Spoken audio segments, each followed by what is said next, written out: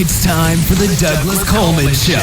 Mr. Smooth and Savvy is joined by guests from all walks of life, from the entertainment industry to authors to political and social commentators, the famous and not so famous, the controversial and the light and fluffy. We have it all. Now, here's Douglas Coleman.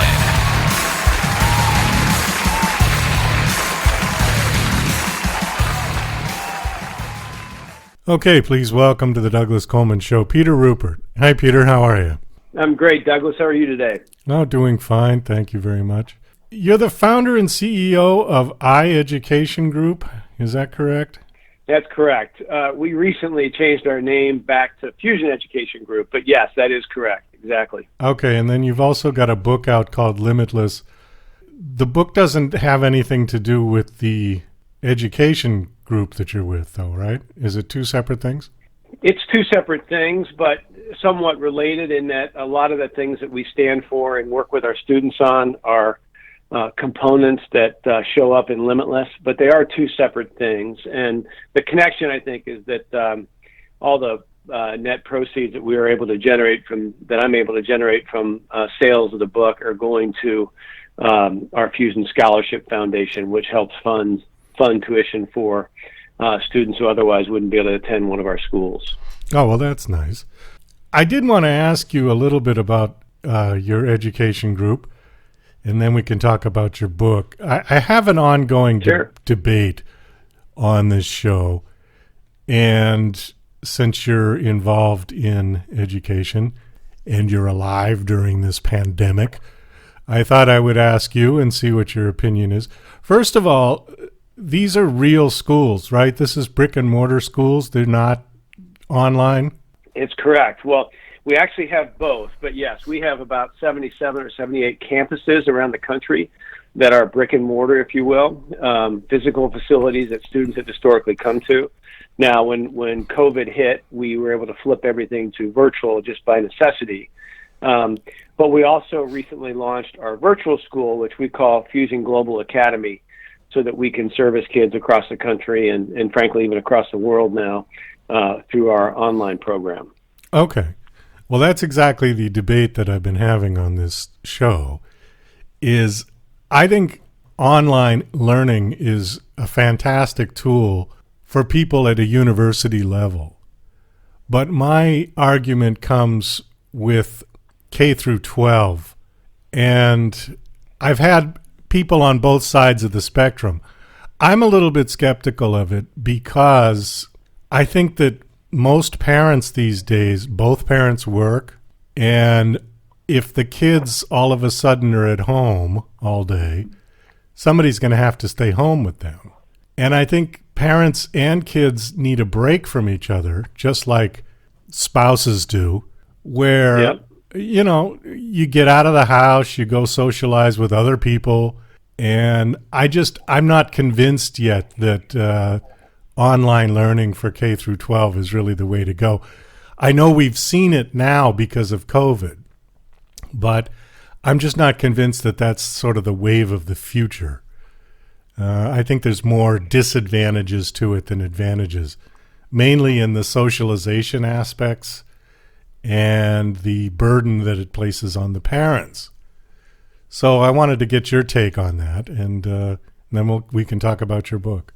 Yeah, and that's a great point. And I do think that for a lot of families and or students, online learning is not the answer and can be oftentimes more problematic. And sometimes that's the vehicle, right? For instance, I have my youngest son is a freshman in high school, and so he's mainly back in school now, but when he was doing online, he was one of 25 kids or whatever it was in his classroom that were all on a Zoom call with a teacher, and awfully difficult to teach and learn that way.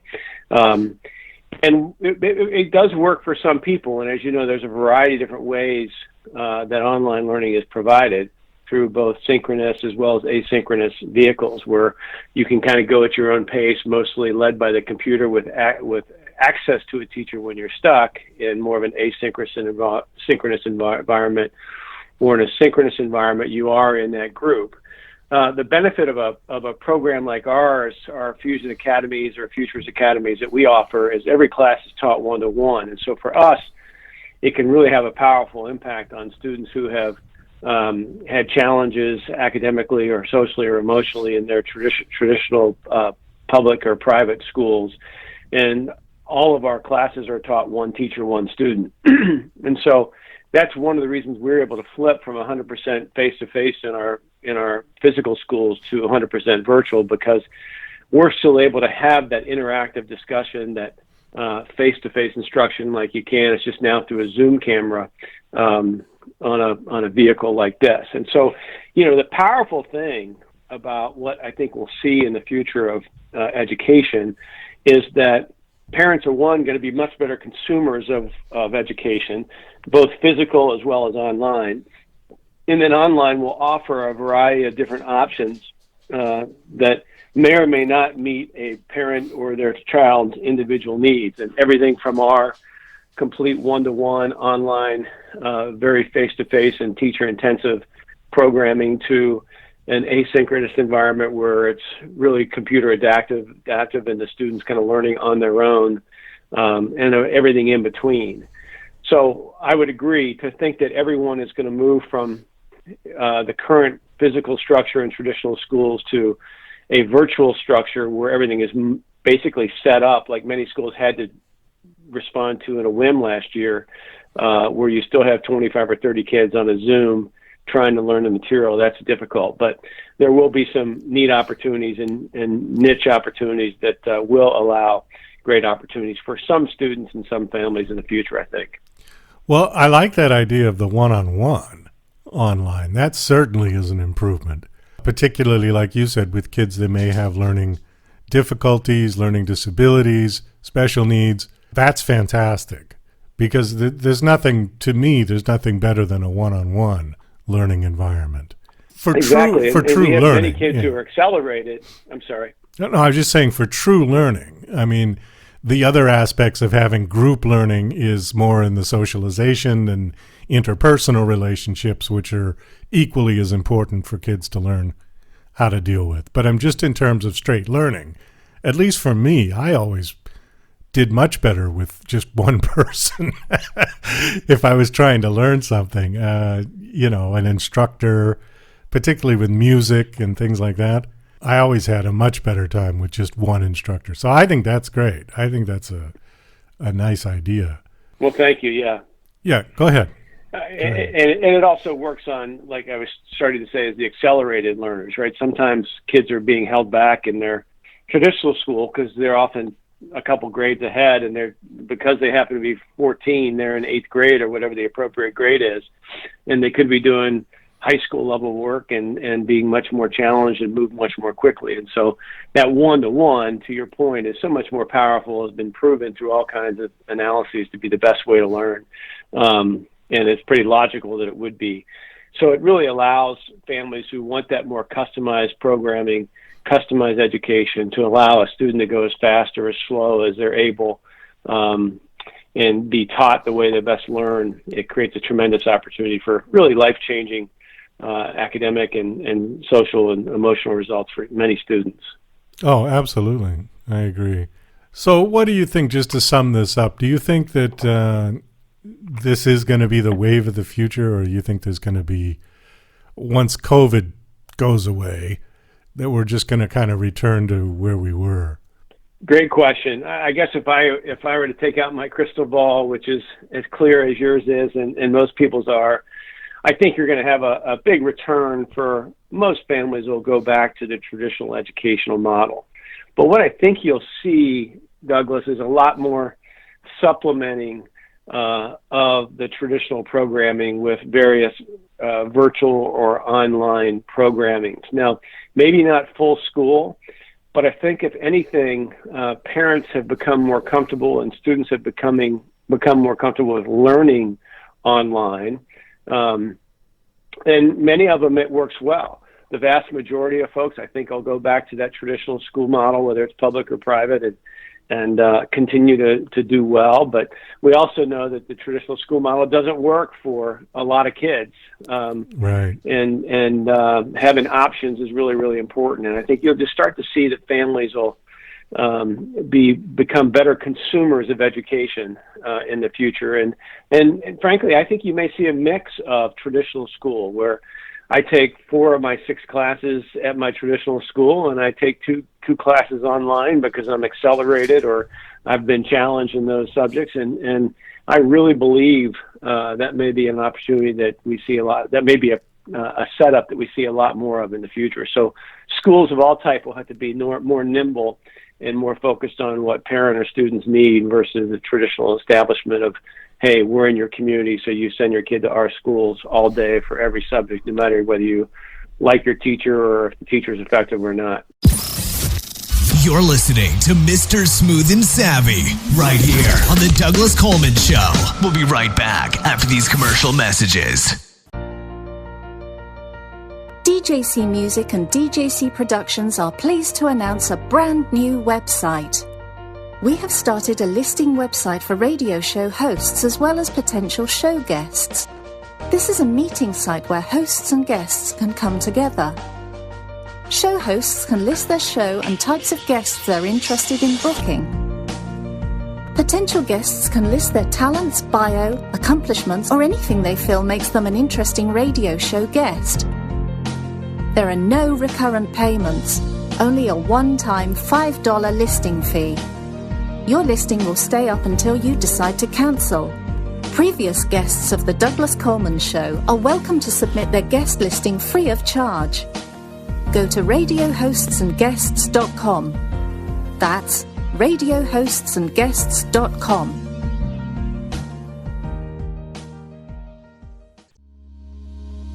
Love coffee, huh? But wait a minute. It seems like every time you finish a cup of coffee, you get all of these side effects along with it. Heartburn, indigestion, upset stomach, acid reflux. As the world's first and only organic acid-free coffee, Tyler's Coffee is able to provide a healthier option in the solution for more than 100 million individuals who have sensitive stomachs or suffer from acid-related modalities. This is Tyler's acid-free coffee. Coffee without the consequences.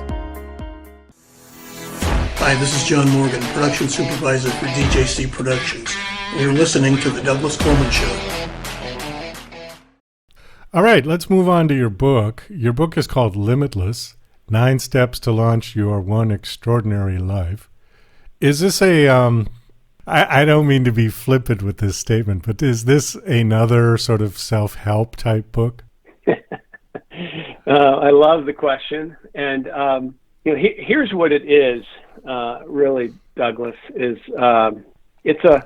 it's a resource, I think, for people who are trying to ensure their success, who have big dreams and are trying to find their right future. And if you think about the targeted audience, generally, well, I've had many colleagues or peers who have read it and have been older, but generally that target audience is the 18 to say late 30-year-old adult who's trying to figure out how to be successful. And it's a lot of the, based on a lot of the experiences I went through as I had some struggles and challenges early on in my career and started to study what successful people did and what seemed to differentiate them from others. And I crafted a little cheat sheet for myself as a one-pager of what these 9 steps were. I then, when my oldest son, about a dozen years ago, entered middle school, I printed it out and laminated it and put it on my kid's bathroom mirror. So they probably didn't want to listen to their dad talk about this, but they might read it while they brush their teeth or wash their face in the morning or the evenings. And then I talked about it with some of our leaders in my organization, and people really were excited about it and suggested that I write a book. Now, there's a bunch of 300 or 350-page self-help books out there, right? There's no doubt about it. To a certain extent, is this one of those? Yes. But what I try to do is make this a hard-hitting 150-page book is all it is. And at the end of every chapter, there are additional resources, whether they be podcast or books to read or movies to watch or articles that provide a lot more resources, so someone who wants to dig deeper has the chance to do that and access some of these resources. So it's that reference guide, if you will, and there's also a workbook-like section at the end of every chapter as well that people can jot down their ideas and kind of create their own plan. So at the end of the day, it's something you can read quickly, and hopefully it'll impact someone successfully to help them realize here's what people time and time again who have been successful have done, and help change your paradigm of what your future might look like, and refer back to time and time again for more resources or to redo your own plans and set your own goals, those kind of things. So hopefully in a many fewer pages with straight, hard-hitting information, anyone can use this book to really elevate themselves and achieve that extraordinary life, that limitless life that they might be striving for. Well, isn't money the primary obstacle for people in the United States? I'll just use our country to achieve their success in business. I mean, isn't that sort of the measuring stick that we all use? The mental health of the CEO seems to be less important to the shareholders than the bottom line. And, I would argue that it would just come down to finance. If somebody wants to start a new company, they have a dream, they have an idea, they have a product or whatever it is, it's always the financing, the money that gets in the way of getting the thing off the ground. That could be true, especially for those who are focused on a career. I mean, my book is not targeted necessarily to one who's only focused on business career or starting a business by any means. But certainly for those who are interested in starting a business, yeah, money can be a challenge, there's no doubt. But money's out there. But I think what happens in so many of our lives is we start thinking immediately about what the challenges are, and so we sweep away that dream, or we stop pursuing the goal. We stop before we ever start. And I think if one reads my book, Limitless, they'll get a sense for how do you overcome that if in fact money is your biggest obstacle. But there's a lot more than money, and that's what I talk about in the book. Is that the first chapter is about winning the battle in your head, and as we all know, or actually as few people know, we all have a negative voice and a positive voice, that speaks to us all the time. And no matter how successful you are, you still have a negative voice in your head that says you're not good enough, or don't take this risk, or don't try anything new because chances are you'll fail, and you're not, and this is not something you should be risking. And so we tend to play it safe, and we tend to never even start. And I think by that first chapter that talks about how you have to win the battle in your head is so important. And then I talk about the importance of surrounding yourself with champions, mentors who can help you if you indeed have a big goal, whether it's in business or some other career or some other passion that you've kind of put on the back burner and never actually pursued. So the reality is, as you and I both know, Doug, is that when you get into your latter career, there's a lot of people that we both know that are kicking themselves because they never really pursued their dreams. I think you're a perfect example. I think you spent 20 years in the corporate world not really doing what you wanted to do, and then finally decide to say, enough of this, I'm going to go pursue what I really want to do. And you've created this really successful, not just this program, but all the different things you've done. And too many people will never take that chance. They'll stop at go and never even take that first step. And if Limitless does nothing else, I think it encourages people to step back, really think about what they want their life to be like, and then create a plan to get there by leveraging a lot of the resources that are in my book. And I don't pretend to have created the formula. I've stolen it from a lot of different people I've learned from and put a bunch of resources with the real experts in there. But you're right. I mean, money can be a problem, but ultimately there's so many ways to overcome money if that's the issue, or any other challenges that might be holding people back from that limitless life. Well, first off, thank you for referencing this to my life, because that makes it easier to talk about. And you're right. When you talked about that first step, I sort of equate that to confidence. And when you said you have to get over that, the negative voices telling you can't do it. And for me, the reason why it took me so long to get on that course was because it took that long for me to build my self-confidence. I started on this path when I was 18 years old. I knew what I wanted to do. And right. I had the talent. I was told many times that the talent was not the issue. The issue was my self-confidence. And unfortunately, it took me 20 years working in a corporate environment to build my self-confidence to the point that I needed it to get back to where I was when I was 18. And of course, that was another obstacle, thinking, oh God, I'm too old already to start all over again. But right. I think the internet certainly was a godsend, because when I was 18, there was no internet. And when I came back to it, the internet was in full bloom. And it's an amazing tool to use for what I want to do, for this type of thing, for the podcast, for my video show. So I think I've got step one down. All right. Step two, you talked about surround yourself with champions. I'm working on that, but where do you find these people? Well, and that's, I talk about that in the book, and I've skipped a couple of steps in there, but finding a champion is really, really important. And here's the gist. If you're going to try and achieve this limitless life, or really pursue the dreams that you've always wanted to do but have forever put off, it's hard to go it alone. Whether it's starting a business or going into a new career or pursuing a passion, most of the time when we do it by ourselves, it's really, really hard. And too many people try that. And, I've learned that mentors, or what I call champions, are so critically important. And I've also learned in my own career, as I reached out to people who were kind of ahead of me, people that I looked up to who had done similar things. And gosh, I said, wouldn't it be great if they could be a mentor, and I might know them from a distance, or they might even know who I was, but I know who they were. And I think the best thing to do is to ask. I talk about that in the book too, is that most successful people are excited to pay it forward and help others who are younger or starting out in whatever form or fashion they're pursuing. And so the first thing is to ask and see if you can't get one person or two people who will help guide you and mentor you along the way. And you have to share your dreams with them. And gosh, everybody gets excited about helping other people pursue their dreams. And sometimes there's a small group of maybe colleagues or people who have similar types of dreams that you want to surround yourself with.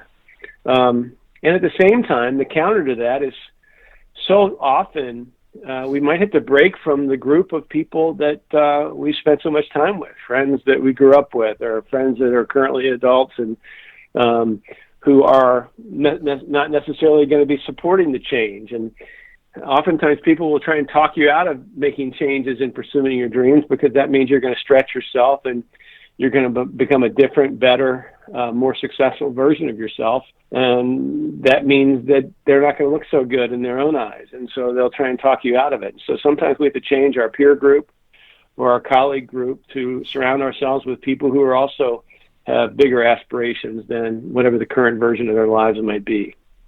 That's a very good point, because there are those people that they want to hang on to you as you were.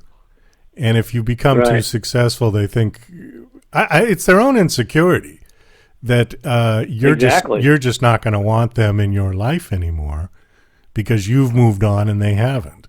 Right. I mean, I don't know who did this to research or whatever, but there's a frequent research stat that's quoted that we're the average of the 10 people we spend the most time with.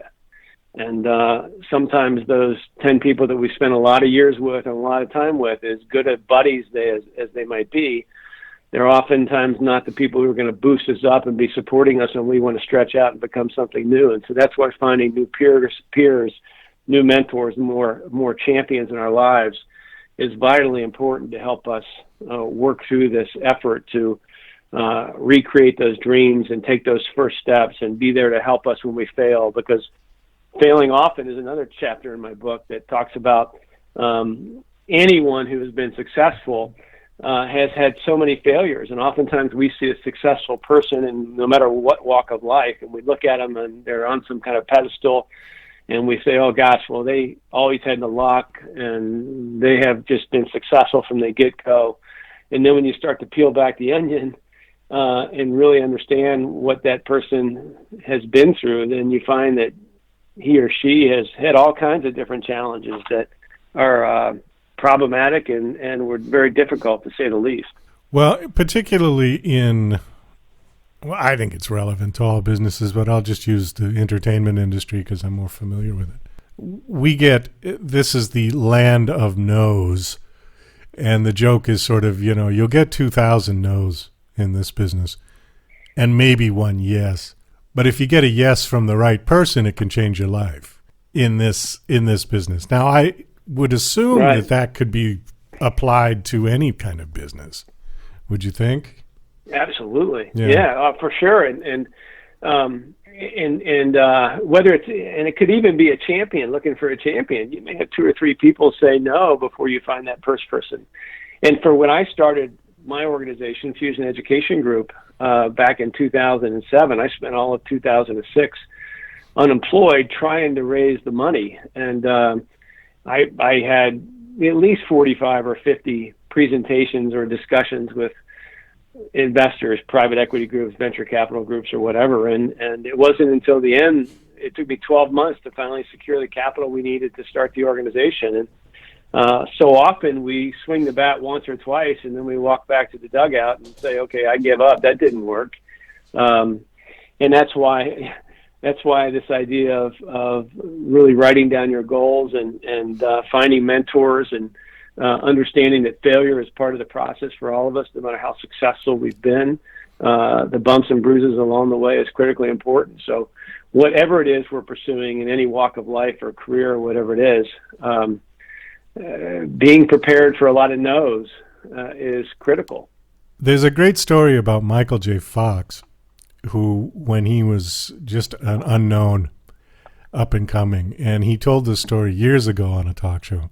I never forgot it. He said he was in a phone booth. I mean, this is how long ago it was. Remember phone booths? Oh, sure. And he was in a phone booth outside a Kentucky Fried Chicken somewhere in L.A. He said he had $5 in his pocket, which was just enough to get their, combo meal or something and make the phone call. And he's on the phone to the studio negotiating a 7-figure deal to do Back to the Future. And I thought, you know what? That's really interesting because he got just right down to his last $5. And there it was. Mm-hmm. Yeah. I mean, Jim Carrey is the famous actor and comedian. Same kind of thing. You hear about these stories all the time, but he wrote I forget what it was, a $10 million check to himself and had it in his wallet for years. And he was at his wit's end before he finally had a break that kind of started him on the road to recovery. But if I remember right, I think he was homeless, or at least very near so. And it wasn't until he got his first little break that gave him the opportunity to move forward. And yet we see people like Michael J. Fox, and we see people like Jim Carrey and say, oh, well, they were probably stars all the way around. And it's just not the reality. Even close. Too many of us don't realize that. Actually, I think Jim Carrey's big break came when Johnny Carson got him a spot on the show. I think that's what turned his life around. He managed to get on. Yeah, it may well be. Yeah. We just blew through half an hour, and we got to kind of wind this down. How long has your book been out? Just about a little over 2 months now. How's it doing? It's doing well. The feedback has been great. I've got a really a lot of great reviews, and many people have read the book and loved it, and then they bought it for their team at work, or in many cases their adult children or grandkids. And so it's great. But the challenge with any new author, unless you're a famous author that everyone knows, is there's a lot of books out there, and it's tough to carve it out. But for a book that's only 2.5 months out or whatever it's been, it's so far so good. But we think that as word travels and more people try it, and we're getting great reviews, like I said, on Amazon and places like that, that's really helpful. helps us spread the word. My guest is Peter Ruppert. And what is your website that people can come and check out your book? It is www.peteruppert.com, PETERUPPERT.com.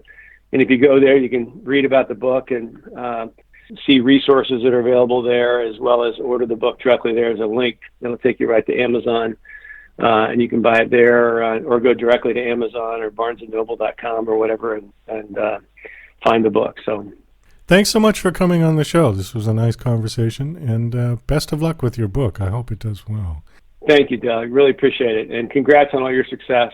And really admire you for pursuing your dream, whatever it was, when you quit after 20 years in the corporate world. The quitting was the easy part. The starting over again was the hard part, let me tell you. There you go. I love it. All right.